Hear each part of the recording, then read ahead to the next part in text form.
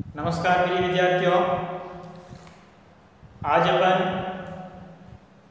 षष्ठी class का विज्ञान विषय का पहला अध्याय भोजन यह कहाँ से आता है इसका दूसरा भाग पढ़ रहे हैं। दूसरा पाठ में अपन पढ़ेंगे भोजन के रूप में पौधों के भाग और जंतु उत्पाद। तो भोजन के रूप में पौधों के कौन कौन से भाग है जो अपन भोजन के रूप में खाते हैं या उसे ग्रहण करते हैं। जैसे पौधों के आपने भाग देखे होंगे, जड़, तना, पत्ती, फल, बीज, ये पौधों के भाग होते हैं। तो अपन भोजन के रूप में जड़, तना, पत्ती, बीज आदि खाते हैं। तो कौन कौन सा भोजन है जो जड़ के रूप में ग्रहण करते हैं, कौन कौन सा भोजन ऐसे जो पत्ती के रूप में अपन ग्रहण करते हैं। तो देखिए, पहला है जड़। जड़ के रूप में भोजन, यानी भोजन के रूप में जड़, कौन कौन सी जड़ है भोजन के रूप में अपन खाते हैं। जैसे मूली, गाजर, चुकंदर, ये क्या है? जड़ है जो भोजन के रूप में अपन खाते हैं। दूसरा तना, तने के रूप में आलू, अदरक, शकरकंद, प्याज, ये पौधे का कौन सा भाग है?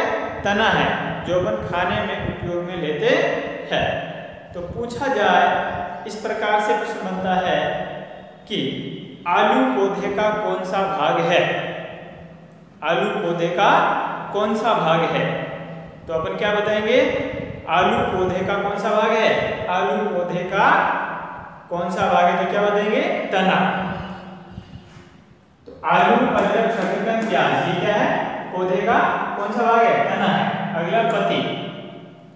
पत्ती पालक, सरसों, मेथी, चौलाई आदि, ये पत्तियां हैं जो अपन भोजन के रूप में खाते हैं।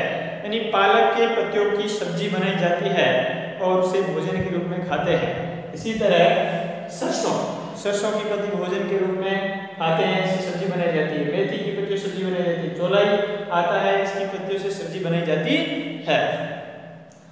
तो पत्ती के रूप में भोजन। इसी तरह फल के रूप में भोजन, यानी पौधे का कौन सा भाग है जो फल है और अपन भोजन के रूप में ग्रहण करते हैं, वो है टमाटर, केला, आम, भिंडी। यानी फल किसे कहते हैं? जो भी पुष्प से,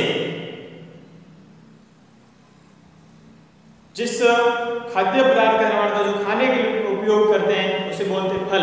यानी पुष्प का अंडाशय जो भाग होता है वो अंडाशय भाग फल में रूपांतरित हो जाता है और वो अपन खाते हैं। तो फल के रूप में टमाटर है, केला है, आम है, भिंडी है। यानी पुष्प लगने के पश्चात वह पुष्प है वो फल के रूप में परिवर्तित होता है, पुष्प से फल बनता है, तो फल के रूप में अपन खाते हैं। अगला बीज। बीज जैसे गेहूं, बाजरा, चना, मूंग, मोठ, मेथी, मूंगफली, ये सभी क्या है? बीज है जो भोजन के रूप में अपन खाते हैं। गेहूं, बाजरा, इससे क्या बनाई जाती है? रोटी बनाई जाती है जो भोजन के रूप में खाते हैं। इसी तरह चना है, मूंग है, मोठ है, इससे क्या बनाया जाता है? दाल बनाई जाती है जो भोजन के रूप में अपन खाते हैं, सब्जी बनाई जाती है। मेथी है, मूंगफली, ये किसके कौन से वाले पौधे का बीज है। तो कुछ पौधे ऐसे होते हैं जिसके दो या दो से अधिक भाग खाने में उपयोग में लेते हैं। जैसे सरसों, सरसों का बीज से तेल निकाला जाता है और तेल का उपयोग अपन सब्जी बनाने में करते हैं। इसी तरह जो सरसों की पत्तियां होती हैं उस पत्तियों का उपयोग सब्जी बनाने में करते हैं। देखिए, कुछ पौधों के दो या दो से अधिक भाग खाने योग्य होते हैं। उदाहरण के लिए सरसों के बीज से तेल प्राप्त किया जाता है एवं इनकी पत्तियों का उपयोग सब्जी बनाने में किया जाता है। इसके अलावा कुछ बीजों को भिगो करके भी खाया जाता है। जैसे अंकुरित करके खाया जाता है, मोठ है, मूंग है, चना। तो भोजन के रूप में सीधे ही बीज को पानी में भिगोकर अंकुरित करके खाया जा सकता है, जैसे मोठ, मूंग, चना आदि। मोठ, मूंग, चना आदि। तो सर्वप्रथम क्या करते हैं, मोठ, मूंग, चना इस बीज को लेते हैं। मोठ, मूंग, चना इसमें कोई भी बीज को ले लें या उसका मिश्रण ले लें, बीज मिला करके ले लें और पानी के अंदर उसे भिगो करके रख दें। तो कुछ घंटों पश्चात, यानी 24 घंटा रात को भिगो दें, सुबह को देखें, या अलग अलग इसकी समय अवधि होती है अंकुरित होने की। अंकुरण का मतलब आप कैसे पता चलेगा कि बीज है वो अंकुरित हो गया है। तो जैसे आप बीज को भिगोएंगे तो बीज में किसी प्रकार की आपको कोई संरचना नहीं दिखाई देगी अतिरिक्त। तो बीज को भिगो करके रखने के पश्चात जब रात को भिगोया सोते समय और सुबह देखा तो उसके अंदर सफेद सफेद संरचना दिखाई दे रही है। जैसे ये एक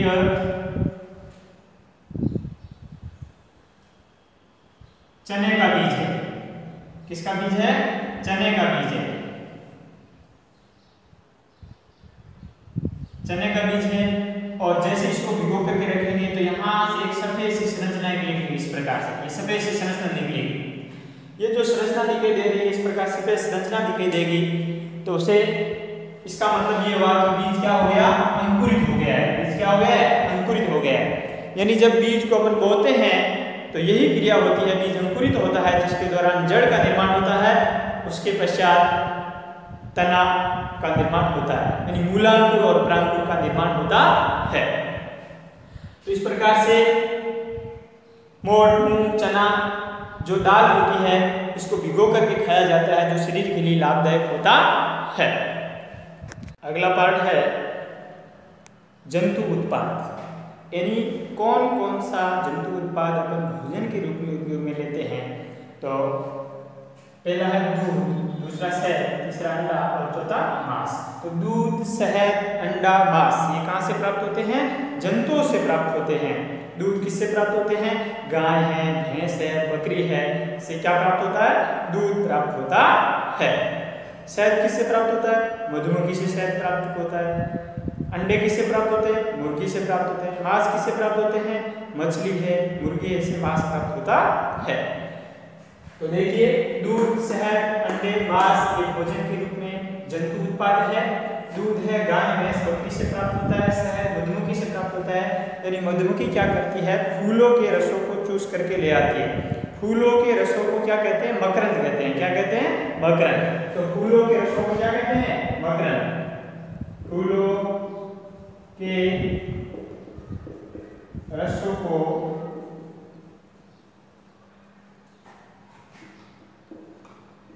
मकरंद कहते हैं।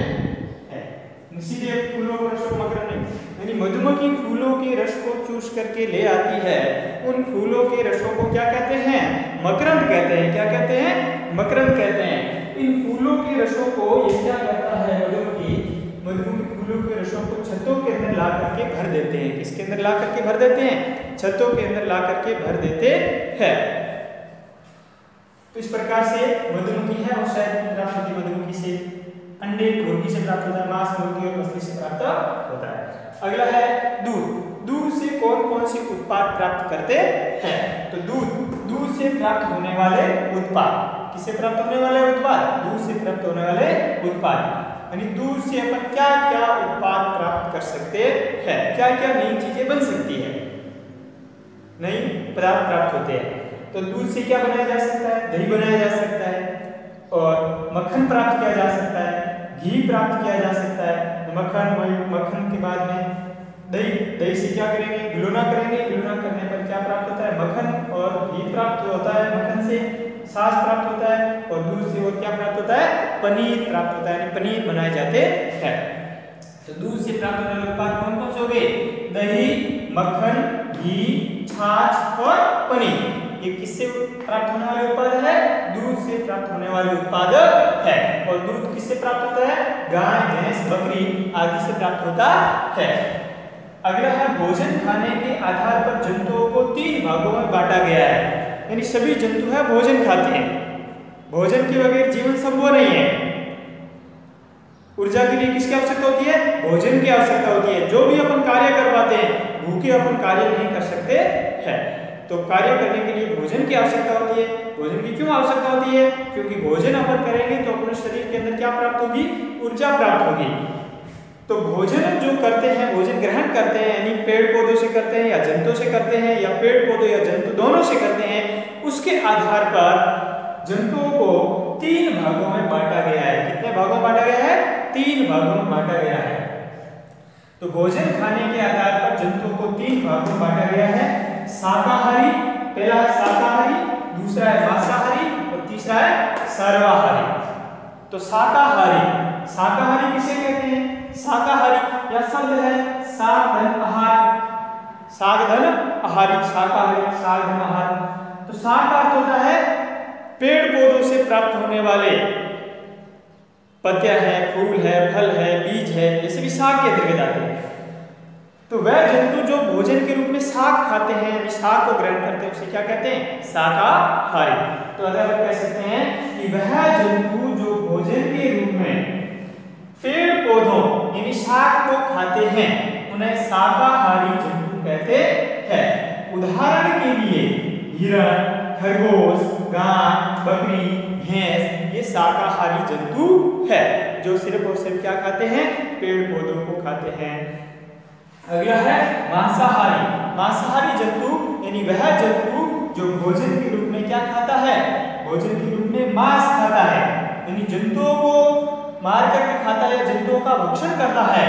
या अपन कह सकते हैं दूसरी परिभाषा इसकी कि जंतुओं से भोजन प्राप्त करते हैं, वह जंतु जो जंतुओं से भोजन प्राप्त करते हैं उन्हें मांसाहारी जंतु कहते हैं। उदाहरण के लिए चीता, लकड़बग्गा, शेर आदि। चीता है, लकड़बग्गा है, शेर है, ये भोजन के रूप में क्या खाते हैं? मांस खाते हैं, इसीलिए इसे क्या कहते हैं? मांसाहारी कहा जाता है। अगला है सर्वाहारी। सर्वाहारी यानी सभी प्रकार का आहार ग्रहण करना। मांसाहारी का मतलब भोजन के रूप में मांस खाता हो, उसे कहते हैं मांसाहारी। और सर्वाहारी, सर्वाहारी का मतलब क्या है? सभी प्रकार के भोजन है, सभी प्रकार का आहार है वो भोजन के रूप में लेते हैं, उसे क्या कहते हैं? सर्वाहारी कहते हैं। तो वह जंतु जो पेड़ पौधों तथा जंतु दोनों से भोजन प्राप्त करते हैं उन्हें सर्वाहारी जंतु कहते हैं। यानी पेड़ पौधों और जंतु दोनों से भोजन प्राप्त करते हैं, उसे क्या कहते हैं? सर्वाहारी कहते हैं। या दूसरी परिभाषा हम लिख सकते हैं कि वह जंतु जो शाक व मांस दोनों को खाते हैं उन्हें सर्वाहारी जंतु कहते हैं। उदाहरण के लिए मनुष्य, कुत्ता, बिल्ली, कौवा। यानी मनुष्य जंतुओं से भी भोजन प्राप्त करता है और पारकों से भी भोजन प्राप्त करता है, पेड़ पौधे भोजन प्राप्त करता है। इसी तरह कुत्ता रोटी भी खाता है, मांस भी खाता है, बिल्ली रोटी भी खाती है और मांस भी खाती है। तो इसे क्या कहते हैं? सर्वाहारी। तो भोजन है ग्रहण करता है, उसके आधार पर 3 भागों में बांटा गया है। पहला है शाकाहारी, दूसरा है मांसाहारी और तीसरा है सर्वाहारी। शाकाहारी, मांसाहारी और सर्वाहारी, इसे 3 भागों में बांटा गया है। तो आज के वीडियो में इतना ही।